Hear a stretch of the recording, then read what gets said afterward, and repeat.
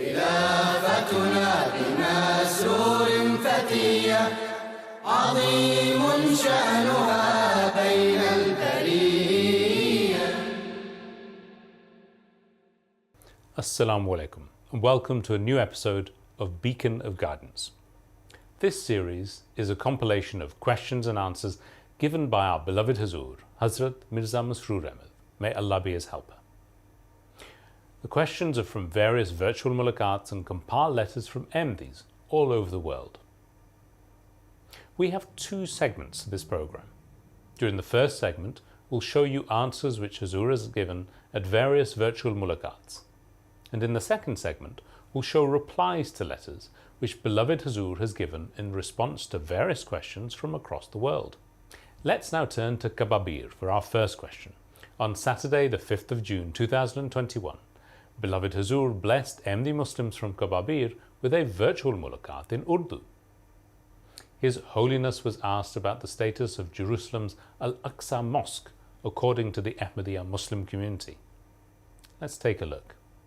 ابھی جو امیر صاحب شریف عہدے صاحب نے ایڈریس پیش کیا اس میں اس سرزمین کو انبیاء کی سابقہ انبیاء کی سرزمین اور دیار مقدس کا نام دیا، تو اس لحاظ سے وہ تو خود ہی ظاہر ہو گیا کہ ہم کیا سمجھتے ہیں. اگر یہ نہ یہ کہتے، اس کی اہمیت نہ ہوتی تو امیر صاحب کو یہ مینشن کرنے کی ضرورت کوئی نہیں تھی کہ یہ کیا زمین ہے. اب مجھے یہ بتائیں کہ غیر احمدی جو ہیں، غیر احمدی مسلمان، وہ کیا سمجھتے ہیں اس سرزمین کو یا مسجد اقصیٰ کو؟ وہاں کہ حضرت صلی اللہ علیہ وسلم وہاں اترے تھے، ان کے مادی جسم میں، مطلب وہ اترے تھے، اور جو ہم اسے کشف کہتے ہیں. مادی جسم میں تو اترے ہی نہیں تھے، یہ تو ایسی غلط، ہاں یہ تو ایسی غلط ہے.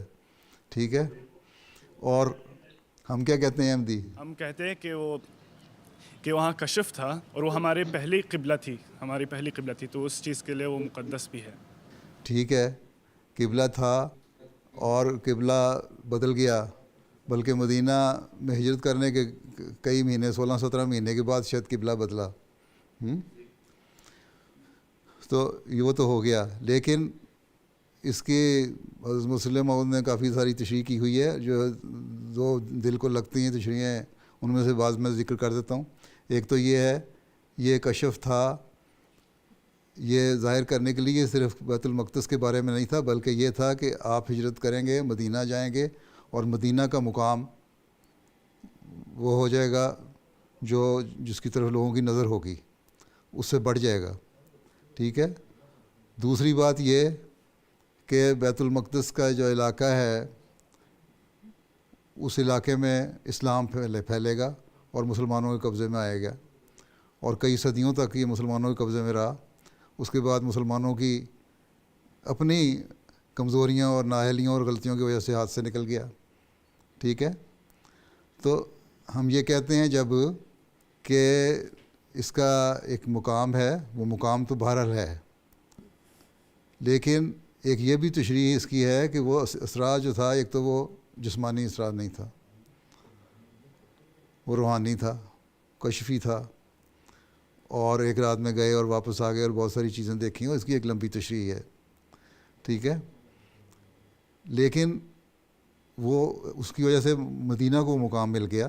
اور اب دیکھ لیں کہ جو بیت المقدس باوجود اس کے کہ ایک وقت میں ایسا تھا کہ وہ قبلہ تھا مسلمانوں کے لیے بھی، لیکن جب اللہ تعالیٰ نے قبلہ بدلا، تحویل قبلہ ہوا، تو پھر اس کے بعد کیا ہوا؟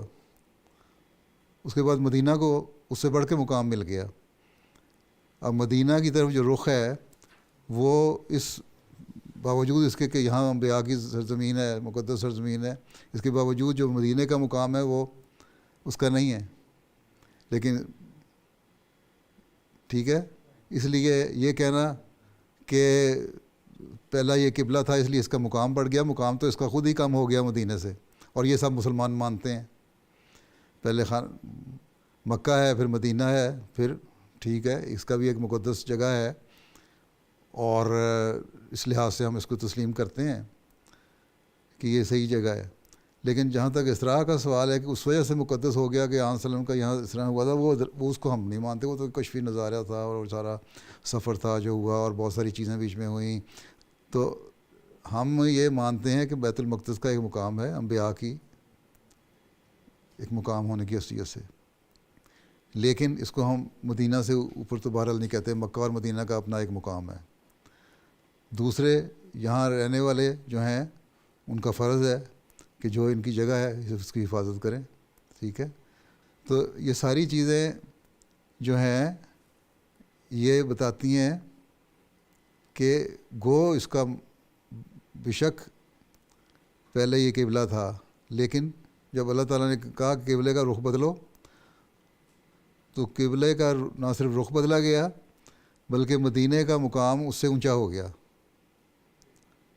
जब मदीने का मुकाम खुद अल्लाह ताला ने ऊंचा कर दिया और हज़रत सल्लल्लाहु अलैहि वसल्लम ने ऊंचा कर दिया, तो फिर इसमें बाकी ये क्या बात रहेगी, इसमें बहस करने की ज़रूरत क्या है कि क्या समझते हैं या क्या समझते हैं। तीसरे दर्जे की एक मुक़द्दस जगह है, ठीक है, हम मानते हैं मुक़द्दस जगह है, अम्बिया की जगह है, मानते हैं अम्बिया की जगह है, और उसके और यहाँ मुसलमान आबाद थे और अल्लाह ताला ने पेशगोइयाँ भी की हुई हैं कि मुसलमान होंगे, और बाद में फिर अगर यहूदी अपना किरदार सही तरह अदा नहीं करेंगे तो फिर मुसलमानों का कब्ज़ा होगा, लेकिन वो जंगों और तोपों से नहीं होगा, वो दुआओं से होगा।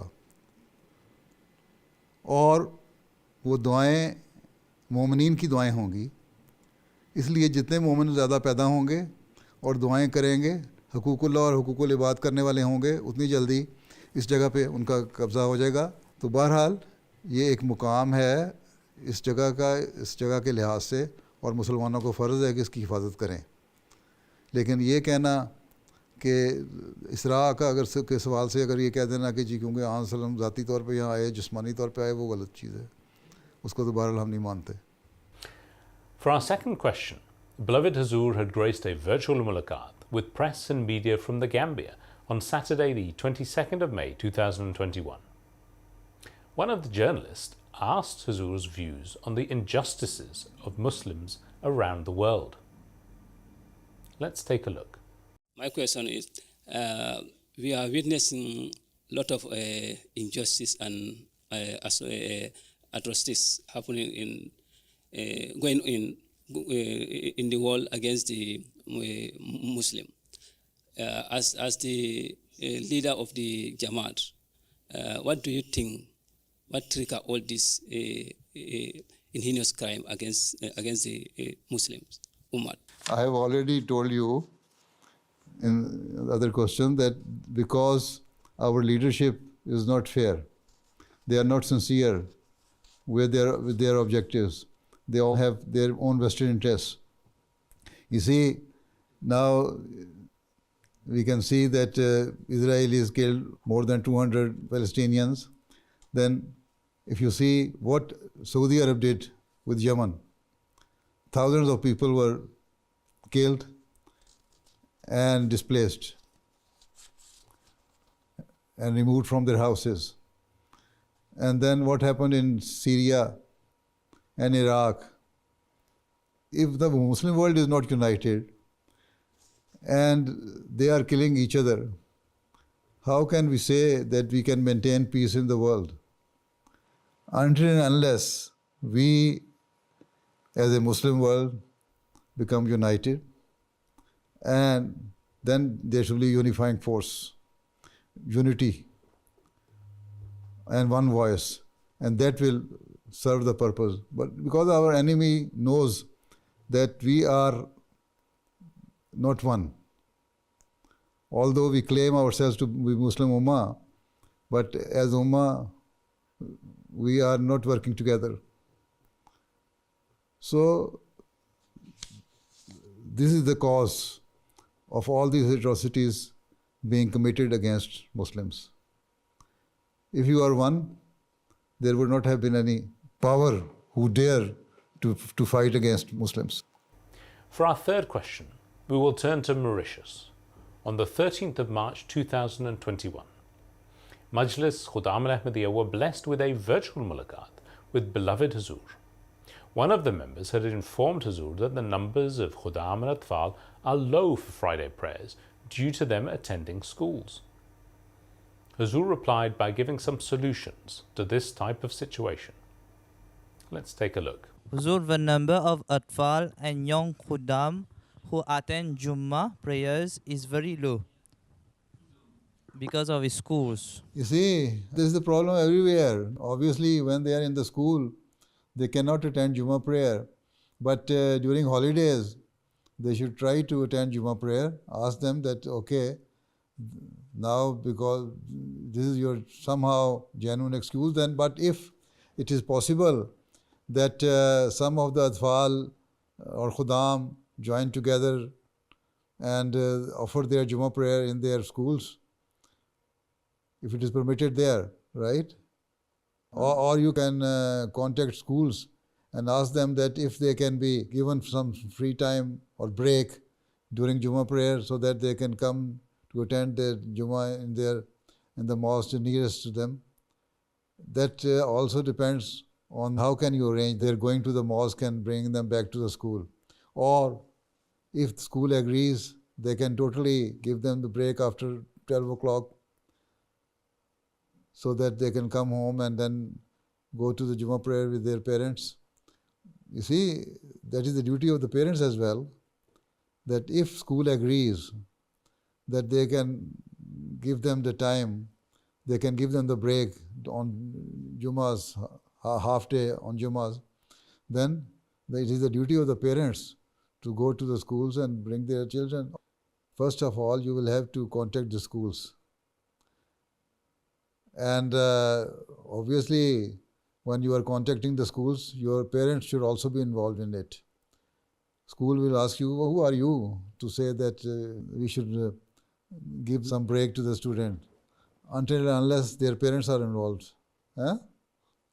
So you make a joint program with the Tarbiyah Secretary and the Lajna Tarbiyah Secretary, Jemaat Tarbiyah Secretary and Lajna Tarbiyah Secretary and Mohtam Atfal and Mohtam Tarbiyat. Then make a plan that how can we solve this problem. If school permits you, okay, we are ready to give break at this time on every Friday, then well and good. Otherwise, now there is no other solution for this. At least then, during holidays, at least, you should make it a point that every tifal comes to attend the Jummah prayer. For the fifth question, Hazrat Khalifatul Masih V, Ayyadallahu Ta'ala bin Nasr al-Aziz, blessed a virtual mulaqat with Majlis Atfalul Ahmadiyah UK on Saturday, the 24th of April, 2021. A tifl had asked if all sins are forgiven. Let's listen to the response. My question is, many people sin but then pray to be forgiven. Therefore, are all sins forgiven? You see, Allah knows better. We cannot decide that person will be forgiven or not.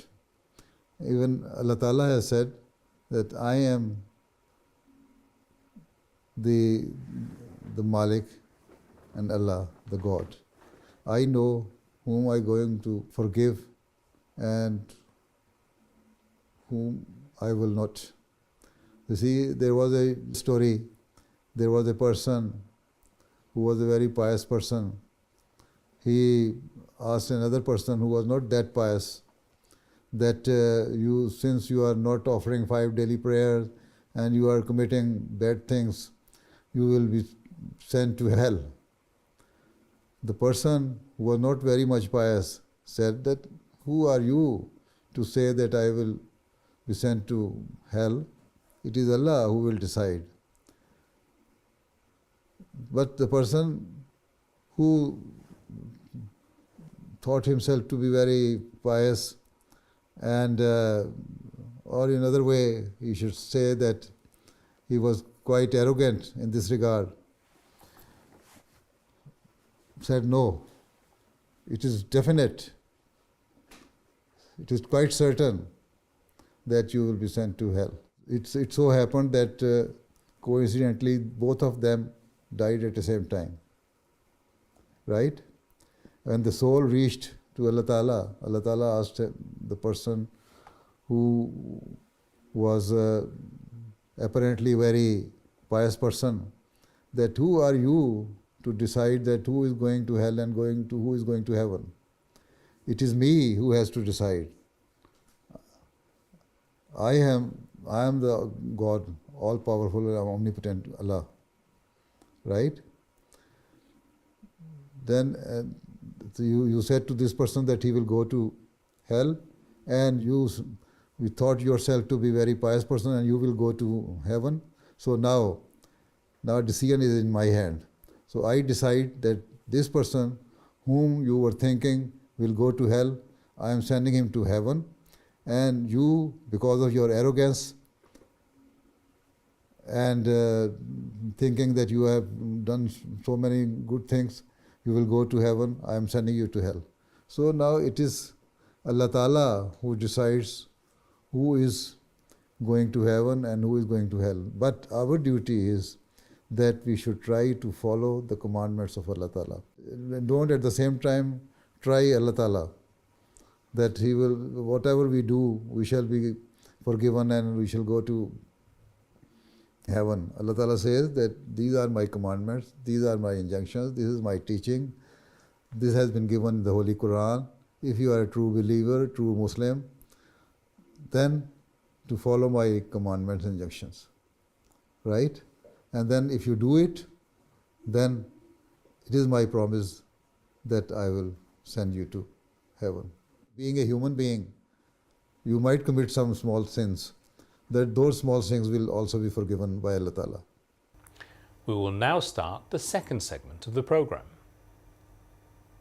In this segment, we'll be taking a look at questions and answers which have been taken from an article from Al-Hakam called Answers to Everyday Issues, which is guidance that Hazrat Amir al-Mu'mineen, Khalifatul Masih V, Ayyadallahu Ta'ala bin Nasr al-Aziz, has given on various occasions in his written correspondence and during MTA programs. For our first letter, a lady wrote to Hazrat Amir al-Mu'mineen, Khalifatul Masih V, Ayyadallahu Ta'ala bin Nasr al-Aziz, that an Ahmadi had said in response to a question on his YouTube channel that Khatam was the name of the Holy Prophet ﷺ, and therefore there was nothing wrong with adding the phrase Khatamun Nabiyyin to Muhammadur Rasulullah in the Shahada, and that Ahmadur Rasulullah as well as Muzammil or Mudassir could be added as they too were the names of the Holy Prophet ﷺ. She asked whether this view was correct. Hazrat Mirza Masroor Ahmad, Khalifatul Masih V, Ayyadallahu Ta'ala bin Nasr al-Aziz, while replying to the above question in a letter dated the 20th of October 2020, gave the following instructions. In reference to what you have written in your letter, if this person, an Ahmadi, has indeed said so, then they are wrong. It is not at all the position of the MTA Muslim Jemaat that such a change can take place in the Shahada. Wherever the words of the Shahada appear in the hadith of the Holy Prophet ﷺ, his personal name Muhammad has been mentioned in every instance. Nowhere did the Holy Prophet ﷺ or his companions use any of his attributive names instead of his personal name.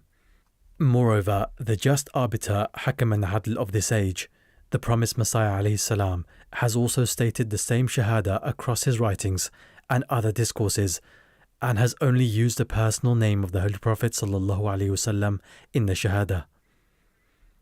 Hence, not only is this kind of change against uniformity, but it is also against the basic teachings of Islam. Therefore, every Ahmadi ought to avoid such things. For the second letter, a person asked about a hadith of Sunan Darqutni, wherein the Holy Prophet ﷺ said after the Eid prayer that he was going to deliver the Eid sermon. The Prophet ﷺ said that whoever wished to stay could stay, and whoever wished to leave could leave. The person asked whether this hadith was correct. Upon this, Hazur Anwar, Ayyadallahu Ta'ala bin Nasr al-Aziz, in his letter dated the 20th of October 2020, granted the following reply. The hadith regarding leave from the Eid sermon that you have mentioned in your letter with reference to Darqutni has also been narrated in Sunan Abi Dawud. It is correct that the Holy Prophet ﷺ has not emphasized the listening of the Eid sermon as much as he has emphasized the attending of their Friday sermon and listening to it with complete silence. Based on this, fuqaha and other scholars have declared the Eid sermon a sunnah and mustahab, i.e. a desired action as practiced by the Holy Prophet ﷺ. However, alongside this, one should also remember that the Holy Prophet ﷺ has declared the attending of the Eid prayers and joining in the supplications of the Muslims a blessed act of virtue. He emphasized it to the extent that he instructed that a woman who does not have her own scarf should borrow it from one of her sisters to attend the Eid prayers. Moreover, he emphasized attending the Eid prayer for menstruating women with the instruction that they should join in the dua while staying out of the prayer area. And for our third letter, a lady asked the following question about itikaf, which is done during the month of Ramadan. Is it allowed to perform the Ramadan itikaf at home, and can its duration be 3 days? In his letter dated the 9th of August 2015, Hazur Ayyadullah Ta'ala bin Nasr al-Aziz gave the following answer to this issue. As far as the masnoon i'tikaf according to the practice of the Prophet ﷺ is concerned, which is performed during Ramadan, it is proven from the Holy Quran and Hadith that it cannot be performed at home for 3 days. It is evident from the practice of the Holy Prophet ﷺ that he used to perform i'tikaf during Ramadan in the mosque for at least 10 days. Hence, the following is mentioned in a hadith. عن عائشة رضي الله عنها زوج النبي صلى الله عليه وسلم أن النبي صلى الله عليه وسلم كان يعتكف العشر الأواخر من رمضان حتى توفاه الله. The Holy Prophet sallallahu alaihi wasallam used to perform i'tikaf in the last 10 days of Ramadan till he passed away. Likewise, in the Holy Quran, where Allah the Exalted has mentioned matters related to Ramadan, there He has also given commandments regarding i'tikaf. He says, وَلَا تُبَاشِرُوهُنَّ وَأَنْتُمْ عَاكِفُونَ فِي الْمَسَاجِدِ.